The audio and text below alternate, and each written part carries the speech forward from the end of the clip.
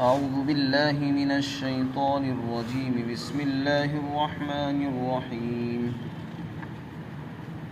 ففهمناها سليمان وكلا آتينا حكما وعلما وسخرنا مع داود الجبال يسبحن والطير وكنا فاعلين وعلمناه صنعة لبوس لكم لتحصنكم من بأسكم فهل أنتم شاكرون ولسليمان الريح عاصفة تجري بأمره إلى الأرض التي باركنا فيها وكنا بكل شيء عالمين ومن الشياطين من يغوصون له ويعملون عملا دون ذلك وكنا لهم حافظين۔ اور ہم نے حضرت داؤد علیہ السلام کے ساتھ پہاڑوں کو اور پرندوں کو مسخر فرما دیا، تابع بنا دیا تھا، چنانچہ وہ ان کے ساتھ تسبیح بیان کرتے اور ہم ہی یہ کام کرنے والے تھے۔ اور ہم نے داؤد علیہ السلام کو زرہ بنانے کی صنعت اور کاریگری سکھائی تمہارے فائدے کے لیے، تاکہ وہ تمہاری حفاظت کر سکیں تمہارے مقابل سے، تو کیا تم شکر کرو گے؟ اور حضرت سلیمان علیہ السلام کے لیے بھی ہم نے تیز ہواؤں کو مسخر کر دیا تھا جو ان کے حکم سے چلتی تھی، ایسی زمین کی طرف لے کر جس میں ہم نے برکتیں رکھی ہیں، اور ہم ہی ہر چیز کو جاننے والے ہیں تھے۔ اور بہت سے شریر اور سرکش شیاطین ہیں جن کو ہم نے تابع بنایا تھا سلیمان علیہ السلام کے، جو ان کے لیے غوطہ لگاتے تھے پانی میں، اور اس کے علاوہ اور دوسرے کام بھی وہ کرتے تھے، اور ہم ہی ان پر نگراں مقرر تھے۔ حضرت داؤد علیہ السلام اور حضرت سلیمان علیہ السلام دونوں کا واقعہ بیان کیا جا رہا ہے۔ حضرت داؤد علیہ السلام والد ہیں اور سلیمان علیہ السلام ان کے بیٹے ہیں۔ اللہ نے دونوں کو ہی بڑے فضل اور کمالات سے، علم اور نبوت سے سرفراز فرمایا، اور دونوں کو ہی اللہ تعالیٰ نے اقتدار اور حکومت بھی عطا فرمائی تھی۔ قرآن میں اس کا ذکر ہے، اللہ تعالیٰ فرماتے ہیں کہ ہم نے آپ کو خلیفہ بنایا سرزمین کے اندر، اللہ نے ہم نے آپ کو خلیفہ بنایا۔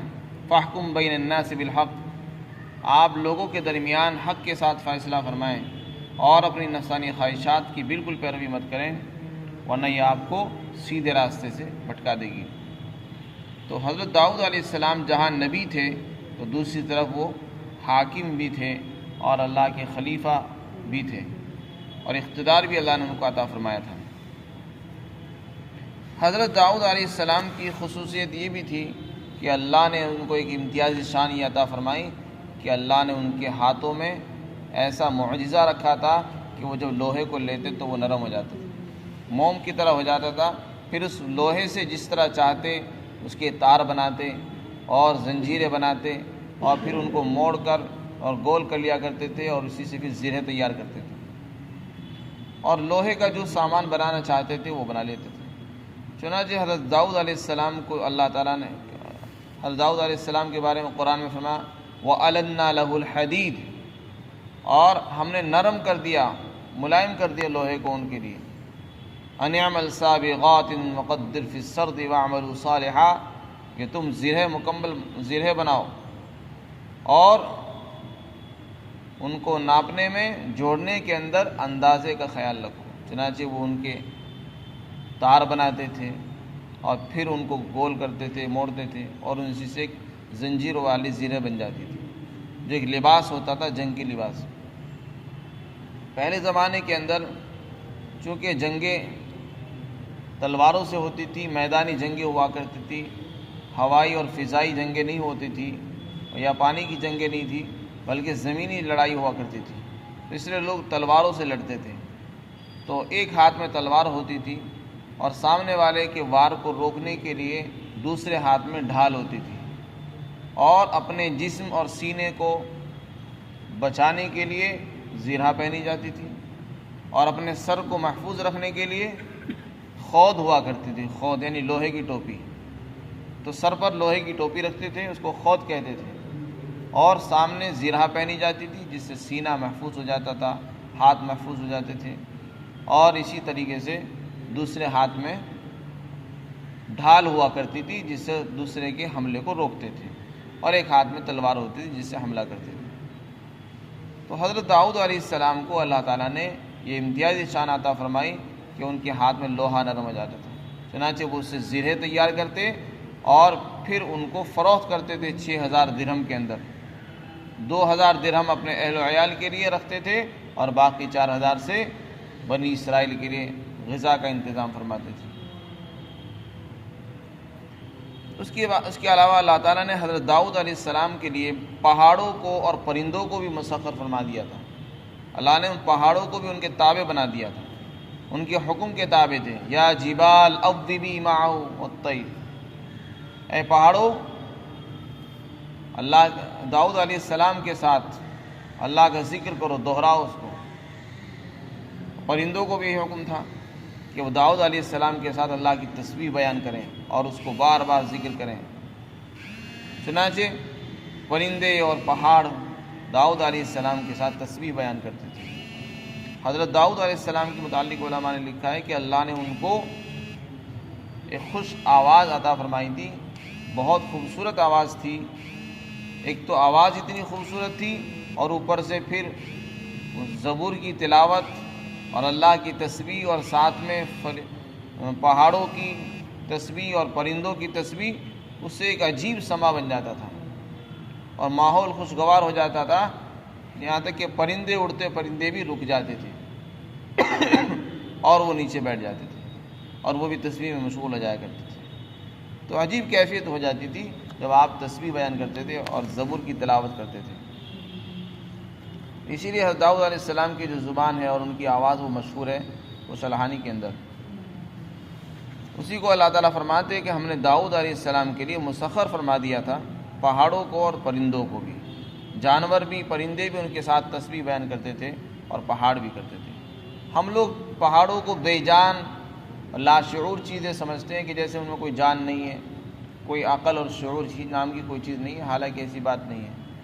قرآن کی آیتوں سے معلوم ہوتا ہے کہ اللہ نے ہر چیز کے اندر شعور رکھا ہے، ادراک رکھا ہے، سمجھ بوجھ کی صلاحیت رکھی ہے، چاہے وہ معمولی درجے کی کیوں نہ ہو۔ انسان کو اللہ نے اور اعلیٰ درجے کی صلاحیت عطا فرمائی ہے، ادراک کی، عقل کی، شعور کی، محسوس کرنے کی۔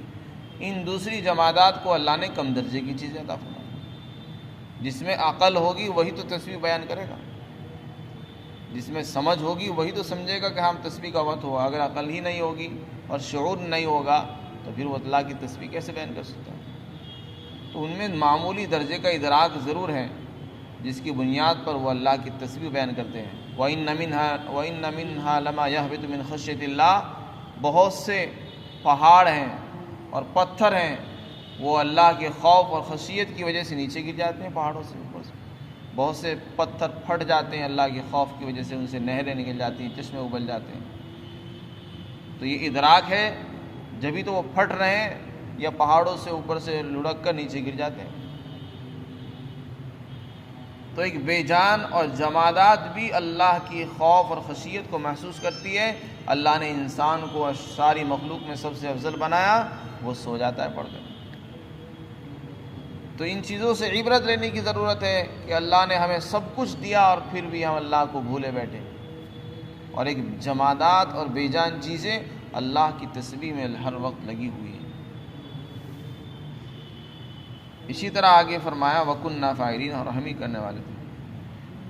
دوسری طرف سلیمان علیہ السلام حضرت داؤد کے بیٹے ہیں، انہوں نے دعا کی تھی رب اغفر لی وہب لی ملک لا ينبغی لأحد من بعدی انک انت الوہاب۔ حضرت داؤد نے دعا کی تھی اللہ مجھے معاف فرما دے اور مجھے ایسی حکومت اور ایسی سلطنت دے جو میرے بعد کسی کو نہ ملے، ایسی بادشاہت دینا مجھے۔ چنانچہ اللہ نے ان کی دعا قبول فرمائی اور ایسی بادشاہت ملی کہ ہواؤں پر کیا، جناتوں پر کیا، ہر چیز پر اللہ نے ان کو اقتدار عطا فرمایا تھا، سلطنت عطا فرمائی تھی۔ انسانوں پر تو حکومت تھی، نبوت بھی تھی اور حکومت اور اقتدار بھی تھا، جانوروں پر بھی تھی، پرندوں پر تھی، ہواؤں پر تھی اور جناتوں پر تھی۔ جناتوں سے کام لیا کرتے تھے، جو سرکش شیاطین ہوتے تھے ایمان نہیں لاتے تھے، ان سے غوطے لگواتے تھے کہ چاہو سمندر میں غوطہ لگاؤ، اور سمندر کے جو ہیرے جواہرات ہیں، اندر کی جو قیمتی موتی اور پتھر ہیں انہیں نکال کر لاؤ۔ چنانچہ وہ کام کرتے تھے، سمندر میں جاتے اور اس میں سے ہیرے نکال کر لاتے تھے، وہاں کے موتی نکال کر لایا کرتے تھے، ان سے تعمیر کا کام کراتے تھے، بڑی بڑی عمارتیں بنواتے تھے ان سے۔ قرآن میں اس کا ذکر ہے کل بناء و غواص، کہ بہت سے ان میں جنات وہ تھے جو تعمیر کا کام کرتے تھے، اور بہت سے وہ تھے جو غوطہ خورتے غوطہ لگاتے تھے سمندر کے اندر۔ اسی طریقے سے اللہ تعالیٰ نے ہواؤں کو مسخر فرما دیا تھا، ہوائیں جہاں آپ چاہتے، جہاں آپ جانا چاہتے ہوائیں ان کو وہاں لے جاتی تھی۔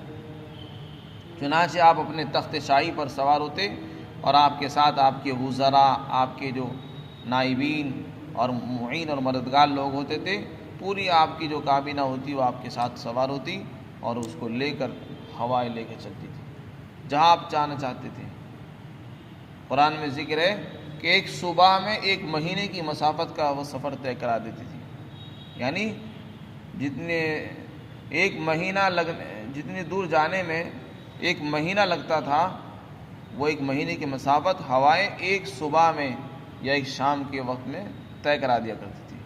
چنانچہ ایک مہینے کی دوری پر وہ ایک صبح کے وقت میں چلے جاتے تھے اور شام کو پھر وہاں سے واپس بھی آ جاتے تھے۔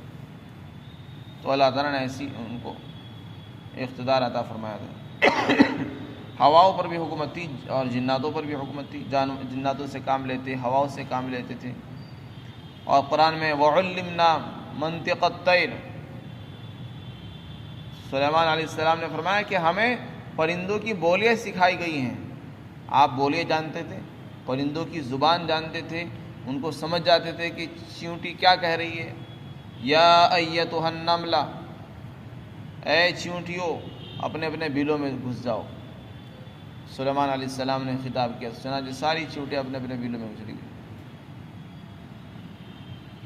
تو اسی طرح اللہ تعالیٰ نے سلیمان علیہ السلام کو جانوروں کی اور پرندوں کی آوازیں سکھائی تھی، وہ ان کی آواز پہچان لیا کرتے تھے اور ان سے خطاب کرتے تھے۔ تو یہ بطور معجزہ کہ اللہ تعالیٰ نے ان کو اقتدار اور حکومت عطا فرمائی تھی، یہ ان کی دعا کا نتیجہ تھا۔ اسی کے متعلق کچھ ذکر سلیمان علیہ السلام کا یہاں پر ہے، اور کچھ قصہ سورہ صاد کے اندر آئے گا، کچھ 19ویں پارے میں ہے۔ وَلِسُلَيْمَانَ الرِّيحَ عَاصِفَةً، اور ہم نے سلیمان علیہ السلام کے لیے ہواؤں کو جو تیز چلتی تھی تابع بنا دیا تھا۔ یہاں پر تیز چلنے والی ہواؤں کا بیان ہے، اور وہاں پر نرمی کے ساتھ چلنے والی ہواؤں کا بیان ہے، یعنی جب وہ چاہتے تھے تو وہ نرم ہو جاتی تھی، جب چاہتے تھے وہ تیز بھی چلتی تھی، دونوں طرح کا تھا معاملہ تھا۔ جو ان کو لے کر چلتی تھی ایسی زمین تک جہاں ہم نے برکتیں رکھی ہیں، یعنی ملک شام اور فلسطین کے علاقے میں ان کو لے کر جاتی تھی، اور ہم ہی ہر چیز کو جاننے والے تھے۔ آگے فرمایا اور بہت سے شیاطین تھے سرکش، ان کو بھی ہم نے تابع بنا دیا تھا، چنانچہ وہ آپ کا کہنا مانتے تھے، حالانکہ وہ ایمان نہیں لائے تھے، لیکن آپ کا کہنا مانتے، چنانچہ آپ ان سے غوطے لگواتے تھے سمندر سے وہ ان کے لیے ہیرے جواہرات اور قیمتی موتی اور پتھر نکال کر لاتے تھے۔ فرمایا اور شیاطین کو بھی تابع بنا دیا تھا جو غوطہ لگاتے تھے ان کے لیے، اور اس کے علاوہ دوسرے کام بھی وہ کرتے تھے، دوسرے کام یعنی بڑی بڑی عمارتیں بنانا، دیگیں بنانا، چنانچہ وہ دیگیں بناتے تھے، بڑی بڑی ایسی دیگیں جو اپنی ایک ہی جگہ رکھی رہتی تھی، ہلتی نہیں تھی۔ وہ وقدور الراسیات، قرآن میں وقدور الراسیات، بڑی بڑی دیگیں وہ بنایا کرتے تھے، اور لگن بناتے تھے حوض کی طرح، اور اسی طرح تماثیل بناتے تھے، وتماثیل وجفان ان کا الجواب وقدور الراسیات، اس میں ان کا ذکر ہے کہ وہ کون کون سے کام ان سے لیا کرتے تھے۔ تماثیل بناتے تھے، تمثال بنایا کرتے تھے، اور اس کے علاوہ عمارتیں بناتے تھے، اونچی اونچی عمارتیں ان سے بنائی جاتی تھیں۔ تو عجیب اللہ نے ان کو اقتدار عطا فرمایا تھا جو آج تک کسی کو نہیں ملا، نہ ملے گا۔ حضور صلی اللہ علیہ وسلم کے زمانے میں بھی ایک جن آ گیا، اور وہ آپ کو پریشان اس نے کرنا چاہا، اللہ نے آپ کو اس پر قابو دے دیا، تو آپ نے اس کا گلا گھونٹ دیا۔ حضور صلی اللہ علیہ وسلم نے ایک جن کا گلا گھونٹ دیا، اور فرمایا کہ میرے دل میں یہ خیال آیا، صحابہ سے فرمایا کہ میرا دل چاہتا تھا کہ میں اس کو کسی ستون سے باندھ دوں تاکہ تم لوگ اس کو دیکھو، لیکن مجھے اپنے بھائی اس سلیمان کی دعا یاد آ گئی۔ انہوں نے دعا کی تھی کہ مجھے ایسا اقتدار دینا جو کسی کو نہ ملے، اس لیے میں نے اسے چھوڑ دیا۔ چنانچہ وہ ذلیل ہو کر واپس چلا گیا۔ تو غرض یہ کہ اس جناتوں پر اللہ تعالیٰ نے ان کو عجیب قدرت اور قابو عطا فرمایا تھا جو اللہ نے کسی کو نہیں عطا فرمایا ہے۔ اللہ تعالیٰ ہم سب کو عمل کی توفیق عطا فرمائے۔